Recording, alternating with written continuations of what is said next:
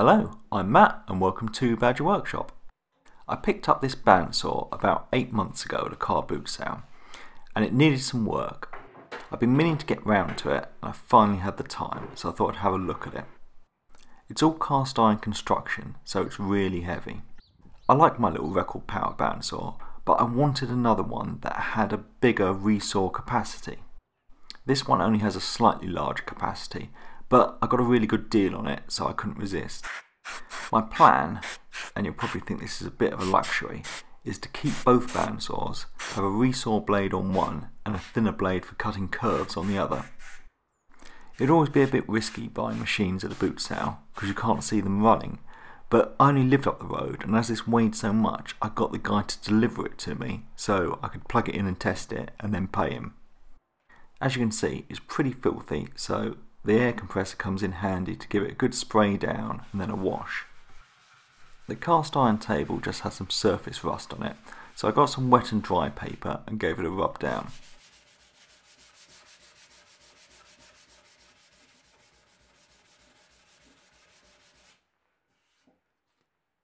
To stop it rusting again, and to make workpieces slide easy, I give it a bit of a polish up with some clear wax.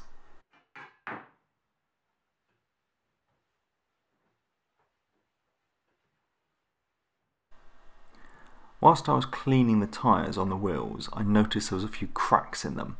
So I thought, even though it's going to cost a bit of money, it's the perfect time to replace them. So I went on eBay and I had to order them from the US, but they came in about 3 days with some really good instructions on how to fit them. First they suggest soaking them in hot water, and then you put them over the wheel and use a block of wood so it doesn't get damaged. You clamp them in place. They provide this little tool to help get them on, which doesn't damage the tyre.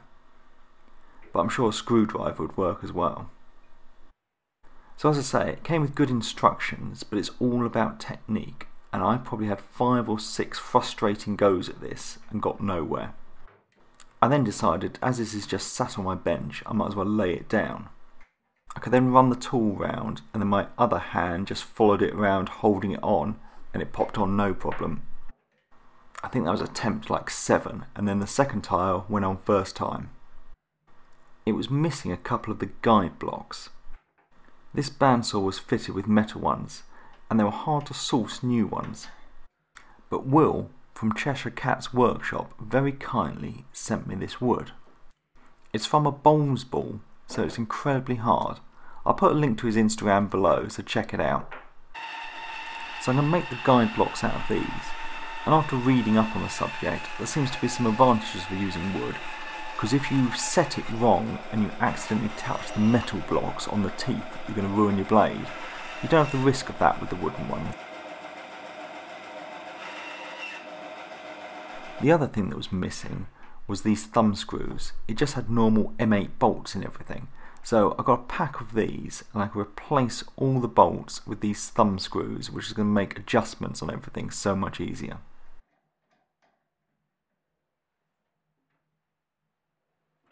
The lower bearing was missing completely, and as you can see I need an Allen key to take that off, so I'm going to replace that again with a thumb screw. I don't know if that's what it originally had, but being able to adjust everything without tools is very useful. Bearings are extremely cheap, so I'm replacing the missing lower one and the top one.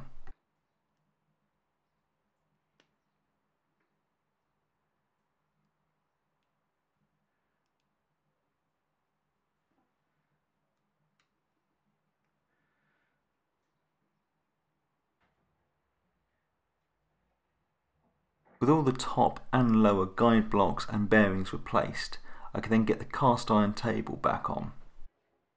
It just has 4 bolts that need doing up, and then it has another bolt that acts as a stop so you can set it to a perfect 90 degrees. But I'll do that at the end when everything else is set up and the blade is on. One of the features I really like on this is this slot to put the blade in from the side. On my record power machine, you have to take the fence off to be able to get the blade on. So I'm faffing around doing it my first time, but I'm sure when I get the technique from this, it's going to be a much quicker process changing the blade. This is a brand new Tough Saws Sabre Cut 3 TPI 1/2 inch blade.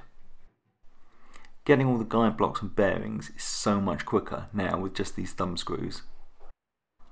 But in theory I won't need to change it much because I'm always going to want this blade on it.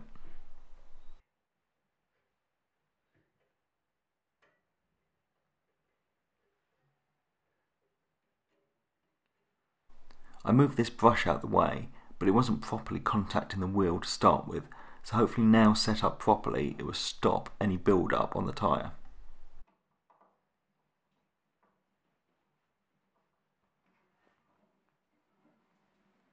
It has an aluminium throat plate and it's not in bad condition, but I probably will look at making another one soon. The last job is to get the fence back on. This has 2 screws on it, so it locks in 2 ways. It locks to the rail and then it pulls it tight at the back rail as well.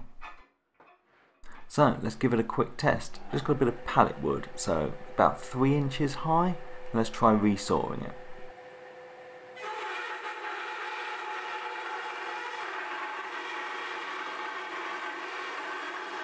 I know this is a brand new blade, but it really did cut through this like a hot knife through butter.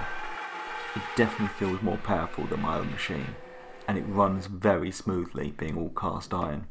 So I'm very happy with that. So thanks for watching, thank you to my patrons, and please subscribe for more videos.